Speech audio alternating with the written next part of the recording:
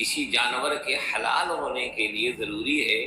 کہ شرعی تعلیمات کے مطابق اس کو ذبح کیا گیا ہو۔ اگر شرعی تعلیمات کی خلاف ورزی کی گئی ہو اور ان شرائط کی پابندی نہ کی گئی ہو جو شریعت نے مقرر کیے ہیں، تو پھر جانور کو اس طرح ذبح کرنا درست نہیں ہے،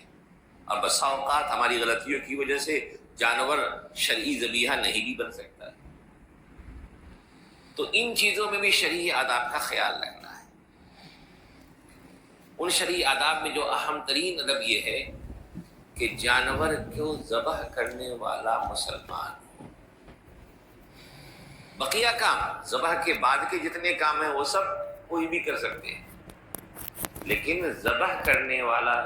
شرعی حلال ذبیحے کے لیے یہ ضروری ہے کہ وہ مسلمان ہو اور وہ بسم اللہ پڑھے۔ اور بسم اللہ پڑھنے میں یہ ہے،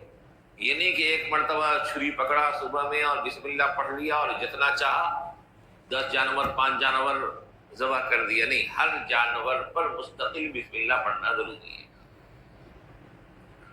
اور بسم اللہ پڑھنا اس طرح بھی ضروری ہے کہ اس ذبح کے عمل میں جو بھی شریک ہو رہے ہیں، یعنی جن کا ہاتھ بھی چاقو پہ لگ رہا ہے، ہاتھ پاؤں پکڑنے کی بات نہیں کہہ رہا ہوں میں، ذبح کا عمل یعنی جو چاقو کے ذریعے جانوروں کو ذبح کر رہے ہوں ان کو بسم اللہ کہنا ضروری ہے۔ اکثر ایسا دیکھا جاتا ہے کہ قربانی کے موقع پہ لوگوں کو شوق ہے اور افضل بھی ہے کہ اپنی قربانی اپنے ہاتھ سے ذبح کرنی چاہیے، لیکن ہوتا یہ ہے کہ بہت سے ضعیف حضرات ہیں، ان کے ہاتھ میں کبکبی آ جاتی ہے، یا چونکہ لوگوں کو تجربہ نہیں ہے تو قربانی کرتے وقت وہ صحیح سے چھری نہیں چلا پاتے ہیں، تو جس کی وجہ سے کیا ہوتا ہے کہ قصاب وغیرہ جو ہوتے ہیں وہ ان کے ہاتھ کو چلانے میں ان کی مدد کر دیتے ہیں، یا تھوڑا سا یہ ہلکا سا چلا ہے بقیہ ان کے ہاتھ سے چھری لے کر کے بقیہ کام وہ مکمل کر دیتے ہیں۔ فقہ نے فرمایا کہ اس عمل میں جو بھی شریک ہو رہے ہوں وہ مسلمان ہو اور بسم اللہ پڑھیں۔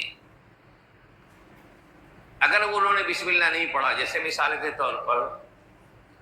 ذبح کے مکمل ہونے کے لیے جن رگوں کا کٹنا ضروری ہے،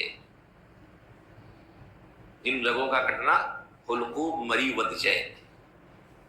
سانس کی نلی، کھانے کی نلی اور دونوں سائڈ کی رگیں،